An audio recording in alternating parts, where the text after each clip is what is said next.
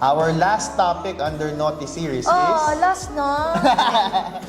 normal ba na Ang lalaki, ay wala, ang babae daw ang palaging nagyayaya. ikaw ano masasabi mo? Uy, hindi ah. Observation ko sa'yo, syempre, I cannot say for other girls. Parang may regular time of the month ka na medyo aggressive ka. Because of the hormones and Yeah, everything. maybe, and Parang- also maybe yeah. it has something to do dun sa cycle nung Yeah, di ba? Yeah, So, most probably. parang there is a certain portion in the month na aggressive ka. So, Paano kasi aggressive? aggressive, parang kasi ikaw yung nag-aaya or something. In my case, ang hindi ko nagiging priority or hindi siya yung parang nagiging mindset ko na kailangan araw-araw or weekly may ganun dapat.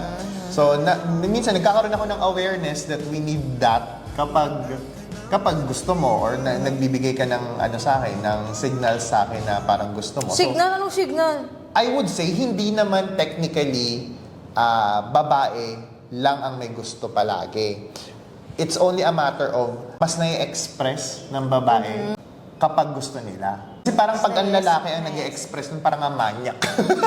I think girls knows when nararamdaman yan ng lalaki.